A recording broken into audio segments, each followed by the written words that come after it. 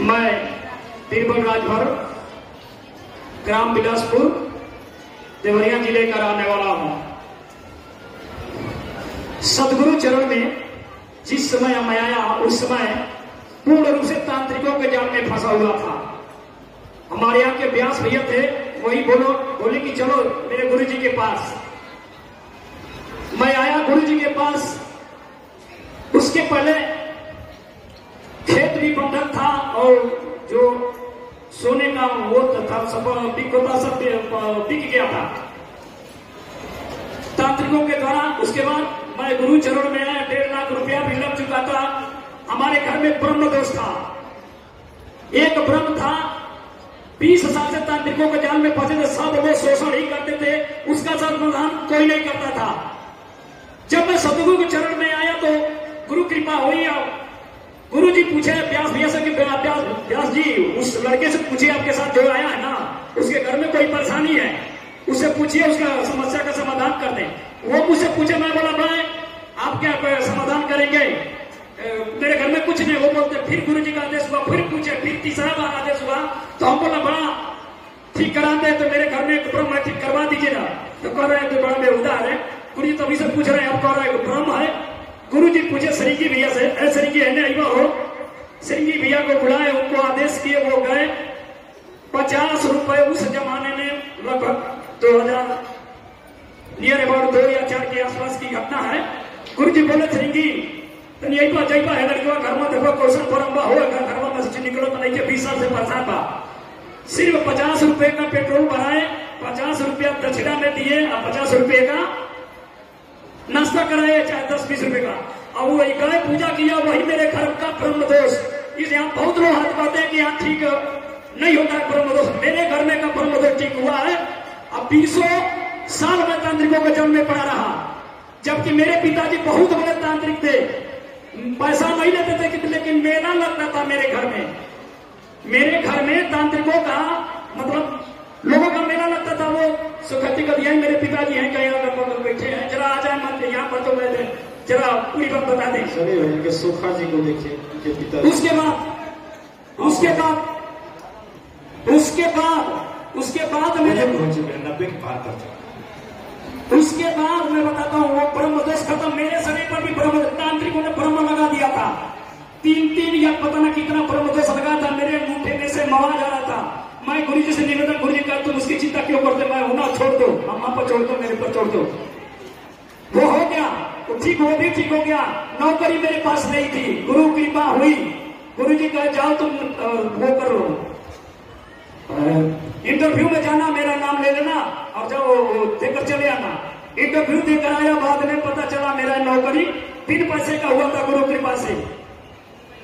इसके बाद मेरे पिताजी बहुत बड़े तांत्रिक थे,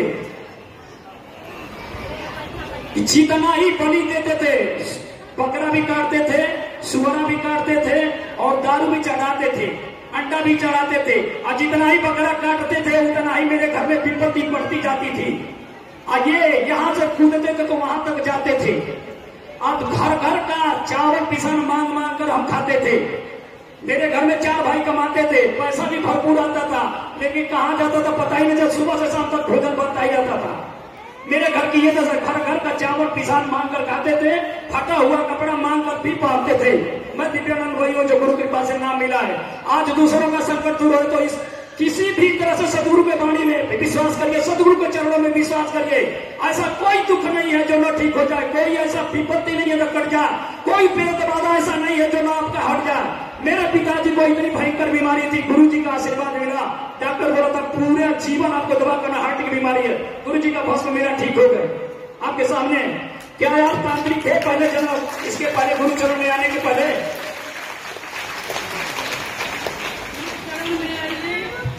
हमार कल्याण हो गई, गुरु चरण में आई, हमको कल्याण हो गई। 90 से ऊपर गाँव भर बातचीत हुआ, पंडित से सीधा दिया।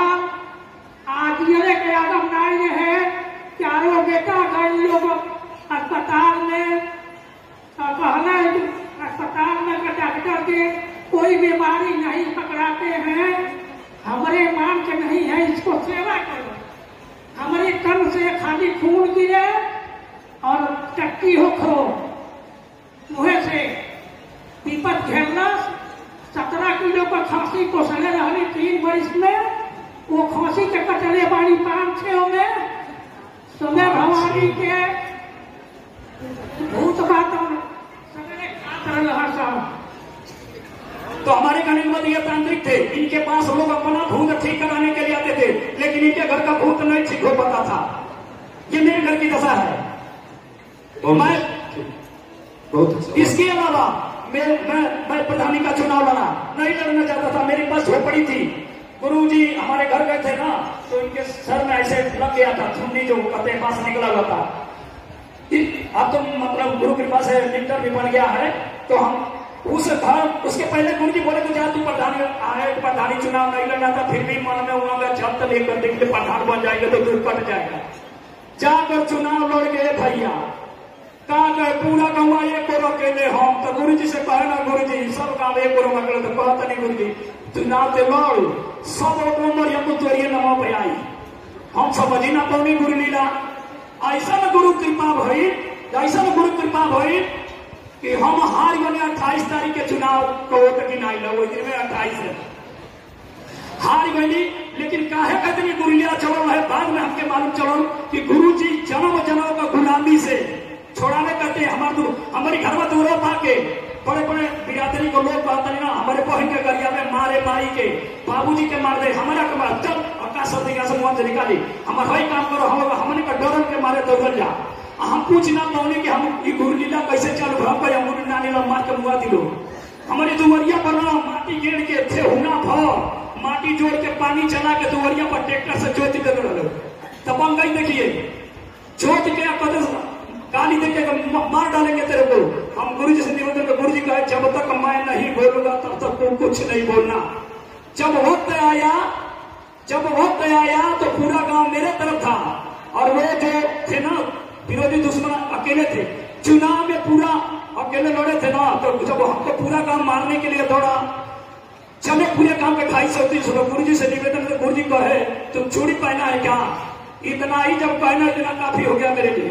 हम दरवाजे पर खड़े हैं, भाग रहे थे सब लोग, दरवाजे पर आएंगे तो मारेंगे। और उधर गुरु लीला, इसीलिए कहते हैं अरे गुरु भक्ति में ऐसा न सकती भैया के आसन ही गुरु भक्ति में ऐसा न सकती।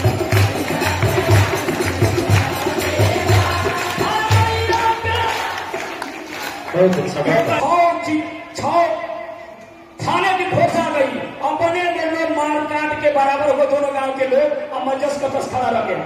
जबकि मारने मुझे चले थे। दूसरा बार जब हुआ तो मेरा दरवाजे में सुना था ना, तो कहता था ना कि अब मार देंगे तब तो बहुत 60 में कर रहे हैं। ऐसी गुरु की माँ हुई फजीला में हम सत्संग में थे। अच्छा विश्वास रहेगा, बोलिए सच्चे दरबार की।